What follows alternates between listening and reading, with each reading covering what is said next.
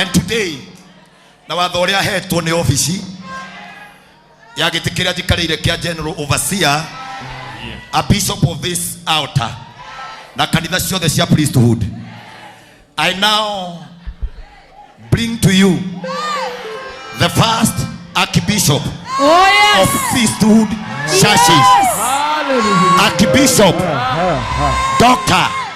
J.J. Gitahi. Thank you, Jesus. Thank you, Lord. Thank you, Jesus. Thank you, Lord. Oh, hallelujah. Thank you, Jesus. Thank you, Jesus.